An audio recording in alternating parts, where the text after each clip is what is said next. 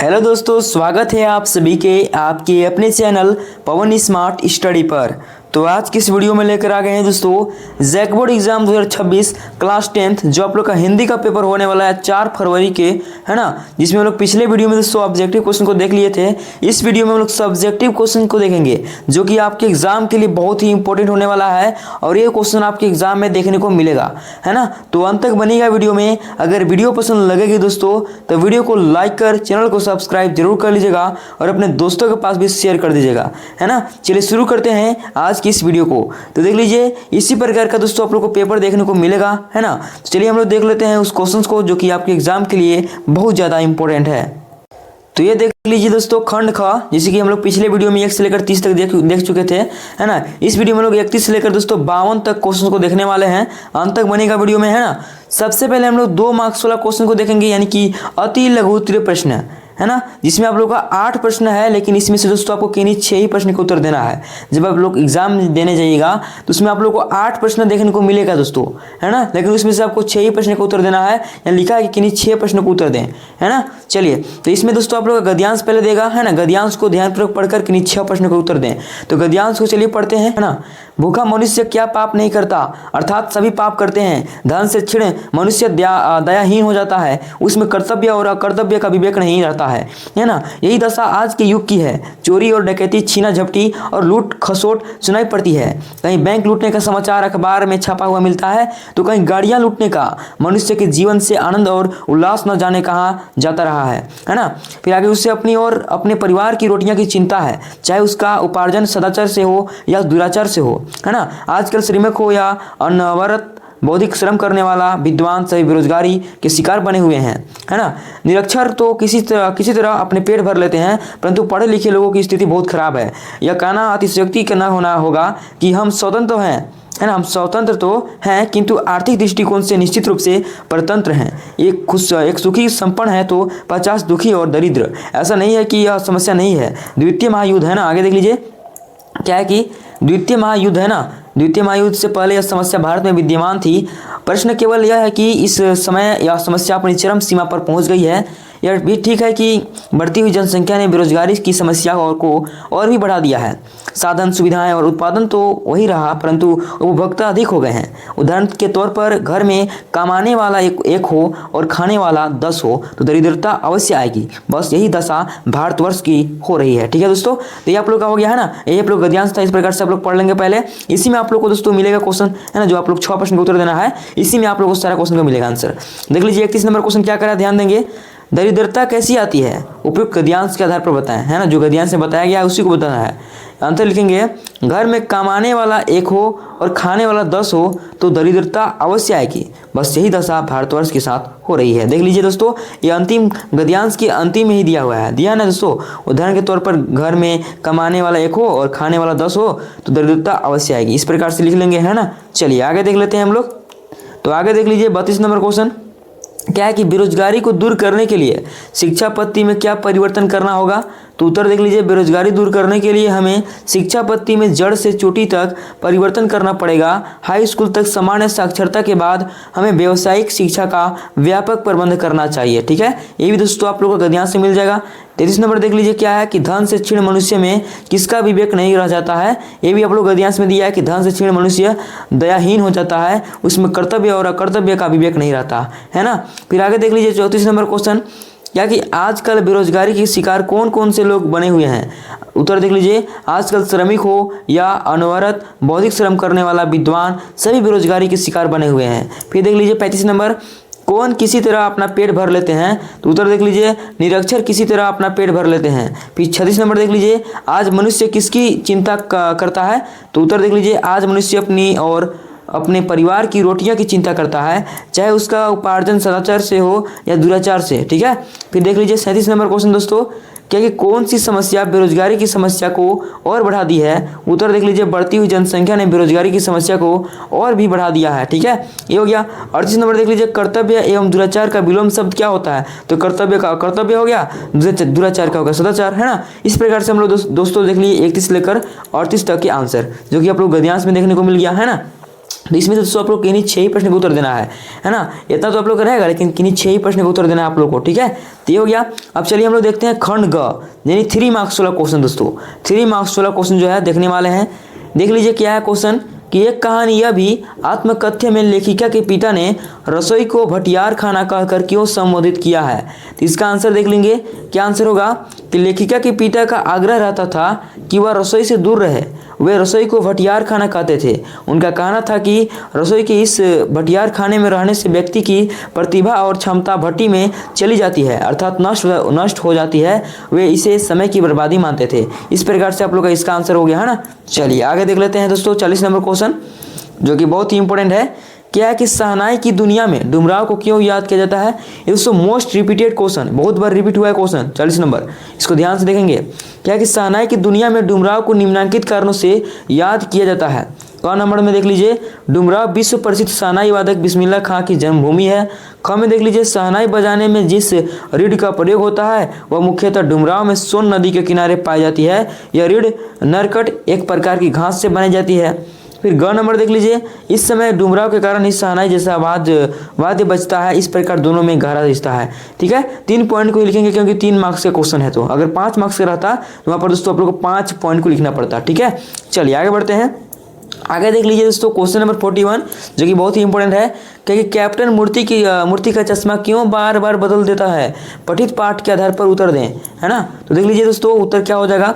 Captain अपने इने गिने चश्मों में से एक चश्मा श्रद्धा के प्रतीक नेताजी की मूर्ति पर लगा देता है, किंतु किसी ग्राहक के द्वारा मूर्ति पर लगे चश्मे जैसा मांगने पर कैप्टन दूसरा वैसा चश्मा न होने पर मूर्ति से उतार कर ग्राहक को दे देता था और दूसरा लगा देता था। इस कारण कैप्टन मूर्ति का चश्मा बार बार बदल देता था, है ना। दोस्तों ये आप लोग का 41 नंबर क्वेश्चन का आंसर हो गया, ठीक है। चलिए आगे देख लेते हैं क्वेश्चन नंबर 42।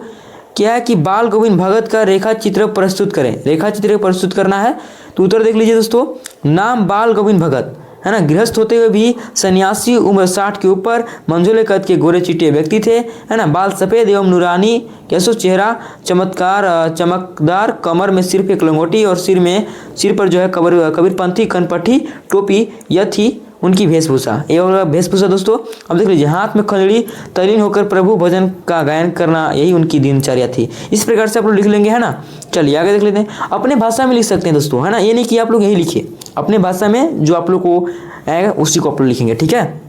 चलिए आगे देख लीजिए। मतलब कोशिश कीजिएगा कि किताबी शब्द को ना लिखें, अपनी भाषा में लिखें। देख लीजिए क्या है कि स्मृति को पाथे बनाने से कवि का क्या आशय है। तो उत्तर देख लीजिए स्मृति को पाथे बनाने से कवि का यह आशय है कि जीवन में जो थोड़े बहुत मधुर क्षण आए थे, अर्थात जब उसका मिलन प्रिय के साथ हुआ था, तो उन क्षणों को स्मृति ही जीवन का सहारा है। उसी स्मृति के सहारे वह जी रहा है। अब जबकि वह चलते चलते थक गया है, तब उसके मार्ग में यही सहारा रह गया है कि वह पुरानी स्मृतियों को संजोए रहे, ठीक है। तो ये हो गया। आगे देख लीजिए 44 नंबर क्वेश्चन क्या है। उद्धव के व्यवहार की तुलना किससे की गई है। तो उत्तर देख लीजिए दोस्तों। उद्धव के व्यवहार की तुलना 2 चीज़ों से की गई है। क में तो वे कमल के पत्ते के समान अल्पित हैं। जिस प्रकार कमल जल में रहता है पर उसके पत्ते जल से ऊपर रहते हैं, उन पर जल का प्रभाव नहीं पड़ता, इसी प्रकार उद्धव पर भी कृष्ण प्रेम का प्रभाव नहीं पड़ सका, ठीक है। ये हो गया। क नंबर देख लीजिए क्या है। उद्धव की दशा उस तेल की गागर के समान है जो जल में रहती है पर उस पर पानी की एक बूंद भी नहीं टिक पाती। इसी प्रकार उद्धव कृष्ण के निकट रहकर भी उनके प्रेम से अछूते हैं, ठीक है। इस प्रकार से आप लोग का 44 नंबर का ख इस तरह से लिख देना है, ठीक है। आगे देख लीजिए 45 नंबर क्वेश्चन। क्या कि कभी बादल से फुहार रिमझिम या बरसने के स्थान पर गरजने के लिए कहता है, क्यों, है ना। तो उत्तर देख लीजिए कभी बादल से फुहार रिमझिम या बरसने के स्थान पर गरजने के लिए इसलिए कहता है क्योंकि क में लिखेंगे कि बादल का गरजना क्रांति आने का सूचक है। कभी समाज में परिवर्तन लाने के लिए क्रांति की आवश्यकता बताना चाहता है। ख में देख लीजिए बादल के गरजने के बाद जल तो स्वयं बरसता ही है, अर्थात क्रांति का सुखद परिणाम तो सभी को मिलता ही है, ठीक है। आगे देख लीजिए 46 नंबर क्वेश्चन। क्या है कि प्रकृति ने जल संचय की व्यवस्था किस प्रकार की है। तो उत्तर देख लीजिए दोस्तों। क्या उत्तर हो जाएगा। प्रकृति के हिम शिखर जल स्तंभ की तरह है। प्रकृति सर्दियों में यहाँ बर्फ के रूप में जल संग्रह कर लेती है और गर्मियों में जब चारों ओर जल के लिए त्राही त्राही मचती है तब ये बर्फ पिघल कर नदियों में जलधारा के रूप में बहकर हमारी प्यास को बुझाती है। इस प्रकार जो है प्रकृति ने जल संचय की बहुत उत्तम व्यवस्था कर रखी है। ठीक है दोस्तों, तो ये आप लोगों का हो गया है ना। अब चलिए हम लोग देख लेते हैं दीर्घ उत्तरीय प्रश्न को, यानी 5 मार्क्स वाला क्वेश्चन को दोस्तों, जो आपके 5 मार्क्स के क्वेश्चन रहेंगे। चलिए उसको हम लोग देख लेते हैं, जिसमें आपका देख लीजिए 47 नंबर क्वेश्चन क्या है। इसमें आप लोग को दोस्तों किन्हीं 4 प्रश्न का उत्तर देना है। 6 प्रश्न रहेंगे लेकिन इसमें दोस्तों आप लोग को 4 ही प्रश्न का उत्तर देना है। ठीक है, चलिए देख लीजिए क्या है। पाठ में आए किन प्रसंगों के आधार पर आप कह सकते हैं कि बिस्मिल्लाह खां मिली जुली संस्कृति के प्रतीक थे। तो उत्तर देख लीजिए, बिस्मिल्लाह खां हिंदू मुस्लिम एकता के पर्याय थे, वे मिली जुली संस्कृति के प्रतीक थे, वे काशी के संकट मोचन मंदिर में हनुमान जयंती के, है ना, आगे देख लीजिए, अवसर पर आयोजित संगीत सभा में अवश्य सम्मिलित होते थे, वे बालाजी के मंदिर के नौबत खाने में शहनाई का रियाज नियमित रूप से करते थे, वे जीवन भर विश्वनाथ मंदिर में शहनाई बजाते रहे।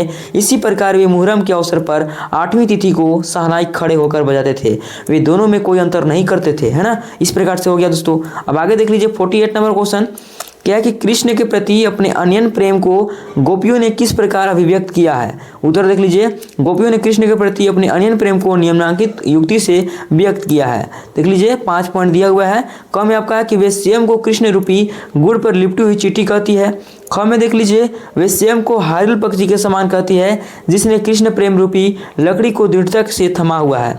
ग में देख लीजिए, वे मन वचन और कर्म से कृष्ण को मन में धारण किए हुए हैं। ठीक है, घ में देख लीजिए, वे जागते सोते दिन रात और यहाँ तक कि सपने में भी कृष्ण का नाम रटती रहती है। अंगा में देख लीजिए दोस्तों क्या कि वे कृष्ण से दूर ले जाने वाले योग संदेश को सुनते ही व्यथित हो उठती है। इस प्रकार से आप लोग का हो गया है ना। अब अथवा वाला क्वेश्चन देख लीजिए, अथवा इसमें दे सकता है, तो इसमें से एक ही क्वेश्चन का उत्तर देना है, लेकिन यहाँ पर दोस्तों हम लोग इंपॉर्टेंट क्वेश्चन के तौर पर सारे क्वेश्चन के आंसर को देखेंगे। देख लीजिए क्या है कि परशुराम के क्रोध करने पर लक्ष्मण ने धनुष के टूट जाने के लिए कौन कौन से तर्क दिए। उत्तर देख लीजिए, शिव धनुष के टूट जाने पर परशुराम अत्यधिक क्रोधित हो गए, उन्होंने धनुष भंग करने वाले के बारे में जानना चाहा, तब लक्ष्मण ने धनुष के टूट जाने पर निम्नांकित तर्क दिए। क में तो है कि हमने तो इसे अन्य धनुषों के समान साधारण धनुष समझा था। ख में देख लीजिए, श्री राम ने इसे नया धनुष समझा था। ठीक है, और देख लीजिए ग में क्या है कि यह धनुष तो श्री राम के छूते ही तुरंत टूट गया, इसमें उनका कोई दोष नहीं है। ग में देख लीजिए, धनुष तोड़ते समय हम लाभ हानि पर विचार नहीं करते हैं। ठीक है, इस प्रकार से आप लोग का हो गया है ना। अब आगे देख लीजिए 49 नंबर क्वेश्चन क्या है कि हिरोशिमा पर लिखी कविता लेखक के अंत व बाह्य दोनों दबाव का परिणाम है, यह आप कैसे कह सकते हैं। देख लीजिए इसका उत्तर दिया हुआ है। ठीक है, इसको आप लोग पढ़ लेंगे दोस्तों, है ना, इसको आप लोग देख लेंगे, उत्तर आप लोग का है, इसी उत्तर को लिखना है। फिर अथवा वाला क्वेश्चन देख लीजिए क्या है, जितेंद्र नार्गे की गाइड की भूमिका के बारे में विचार करते हुए लिखिए कि एक कुशल गाइड में क्या गुण होते हैं। बहुत ही इंपॉर्टेंट, चलिए इसको पढ़ते हैं। क्या है कि जितेंद्र नार्गे सिक्किम यात्रा के समय लेखिका का गाइड था, वह उस क्षेत्र से भली भांति परिचित था, अतः वह पूरे रास्ते की सटीक जानकारी लेखिका को दे रहा था। वह नेपाल का निवासी था, अभी वह कुछ दिन पूर्व ही नेपाल से आया था, उसे नेपाल और सिक्किम की पूरी जानकारी थी। एक कुशल गाइड में निम्नलिखित गुण होते हैं, है ना। कौन कौन से गुण देख लीजिए। क में तो हो गया आपका उसे देश दुनिया की प्रमुख घटनाओं एवं स्थानों की जानकारी होती है। ख में देख लीजिए, वह अपने भ्रमण स्थल के बारे में पूरी तरह जानता है, वहाँ के इतिहास और भूगोल से पूर्णतः विज्ञ होता है। ग देख लीजिए, वह अपने से संबंधित भ्रमणकर्ता की रुचि को बनाए रखता है, वह रहस्यमयी बातों का उद्घाटन करके यात्रा को रोचक बना देता है।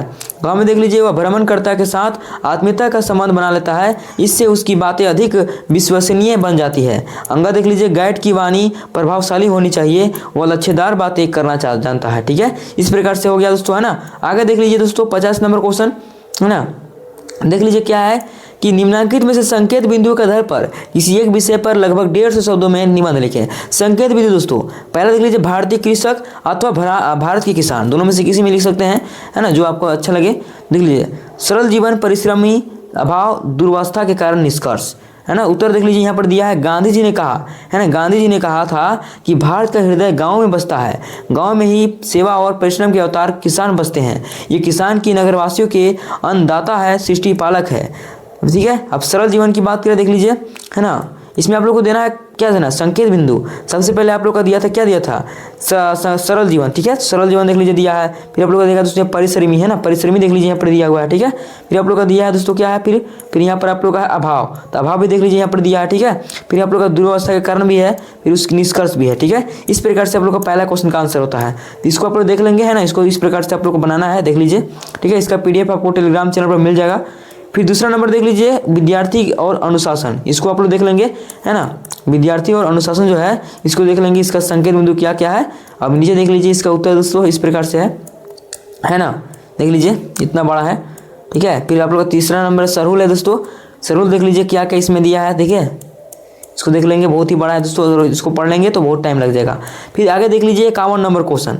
51 नंबर क्वेश्चन क्या है कि अपने मित्र को जन्मदिन का उपहार भेजते हुए पत्र लिखें अथवा अपने मित्र को जन्मदिन की बधाई देते हुए पत्र लिखें। मतलब यह कर क्वेश्चन दोनों में से कोई पूछ सकता है, तो यही आप लोग का एक ही क्वेश्चन है। तो पहले अपना लिखेंगे दोस्तों पता, यानी एड्रेस को लिखेंगे, तो आपका एड्रेस जो भी है लिख देंगे, दिनांक यानी डेट को लिखेंगे, फिर ठीक है। फिर डियर मंगल जो लिखना है, प्रिय मंगल लिख देंगे है ना, मधुर सने, ठीक है, इस प्रकार से लिख देंगे दोस्तों। फिर यहाँ पर लिख देंगे डिटेल्स है ना, यहाँ पर लिख देंगे जो जो लिखना है सो लिख देंगे। फिर तुम्हारा अभिनंदन मित्र लिख देंगे नीचे, फिर अपना नाम है ना, इस प्रकार से लिख देंगे। फिर आगे देख लीजिए अथवा वाला क्वेश्चन एक और है दोस्तों कि अपने क्षेत्र में पेड़ पौधे की अनियंत्रित कटाई को रोकने के लिए जिलाधिकारी को पत्र लिखें। तो देख लीजिए सबसे पहले इसमें लिखेंगे सेवा में जिलाधिकारी झारखंड वन्य संस्थान रांची, डेट लिखेंगे, विषय क्या है उसको लिख देंगे, फिर महोदय करके लिखेंगे है ना, जो बारे में है उसको आप लोग यहाँ लिख देंगे है ना अपने शब्दों में, ठीक है, इस प्रकार से लिख देना है। ये हो गया आप लोग का। फिर आपसे नीचे लिखेंगे कि आपसे शीघ्र कार्रवाई की अपेक्षा के साथ आपका जो नाम है उसको लिख देंगे, आप जहाँ से वो लिख देंगे, ठीक है। इस प्रकार से आप लोग को जो है पता लिखना है, मतलब पत्र लिखना है, ठीक है। फिर आगे देख लीजिए ये जो क्वेश्चन है दोस्तों, ये जो है वेरी वेरी इंपॉर्टेंट क्वेश्चन है और हर साल दोस्तों ये क्वेश्चन रहता है। विज्ञापन वाला क्वेश्चन से अगर आप लोग बना लेंगे ना तो 5 मार्क्स से कम नहीं आएगा, 5 मार्क्स से क्वेश्चन जो है कम नहीं आएगा। बस इसको अच्छे तरीके से बनाना होगा। क्या देखिए समाज में बढ़ रहे अपराधों के प्रति जन जागरूकता के उद्देश्य से लगभग 50 शब्दों में ही विज्ञापन लिखना है ना। तो कुछ इस प्रकार से आप लोग को डावा बना देखिए, इसको हम बना देते हैं थोड़ा सा है ना, ताकि आप लोग को चले। देखिए दोस्तों इसमें क्या करना है, सबसे पहले आपको यहाँ डावा बनाना है, किस प्रकार से आप लोग को जो है डावा बनाना है। देख लीजिए डावा पहले से बनाया हुआ था, लेकिन इसमें हम पहले बता देना चाहते हैं, ठीक है। इस प्रकार से आप लोग डावा बना लीजिएगा। फिर ऊपर में दोस्तों आप लोग यहाँ जो है कुछ क्या लिखेंगे, आकर्षक चीज लिख देंगे। इसमें दोस्तों आकर्षक चीज लिख देंगे अपराध नियंत्रण जन जागरूकता कार्यक्रम, यहाँ आपका सहयोग हमारी सफलता, इस प्रकार से लिख देंगे। फिर इसके बारे में लिख देंगे सतर्क रहें, सचेत रहें, आपराधिक गतिविधियों की सूचना तुरंत पुलिस को दें, बूढ़ों महिलाओं और बच्चों की सुरक्षा का ध्यान रखें, साइबर अपराधों से सतर्क रहें, न अफवाह फैलाएं और न फैलने दें, अपराध रोकने में हर नागरिक का योगदान है, जो आपका पता है लिख देंगे इधर है ना। इस प्रकार से मतलब आप लोग लिख देना है, मतलब एक तरह से बना के लिखना है ताकि आकर्षक लगे लोगों को, ठीक है। तो ये आप लोग का था क्वेश्चन है ना, इतना ही था। बाकी एक और है दोस्तों, देख लीजिए इसमें आप लोग का जो है एक और विज्ञापन है, इसको वो भी आप लोग देख लेंगे है ना। क्या कि शिक्षा के प्रति जागरूकता फैलाने के उद्देश्य से, ये शिक्षा के प्रति दोस्तों आप लोग का देगा, बहुत ही विवेक क्वेश्चन है। क्या कि शिक्षा ही विकास की नींव है, पढ़िए और पढ़ाइए है ना। इस प्रकार से आप लोग का आकर्षक चीज लिखना है ना। तो इस प्रकार से हम लोग देख लिए सारे क्वेश्चंस को, यानी कि दोस्तों ऑब्जेक्टिव प्लस सब्जेक्टिव हम लोग देख लिए। पिछले वीडियो में हम लोग ऑब्जेक्टिव को देख लिए थे, इस वीडियो में हम लोग सब्जेक्टिव को भी देख लिए। तो इस प्रकार से था। बाकी कैसी लगी वीडियो, अगर वीडियो पसंद लगी हुई तो वीडियो को लाइक कर लीजिएगा, चैनल पर नए चैनल को सब्सक्राइब कर बेल आइकन को भी जरूर कर लेंगे।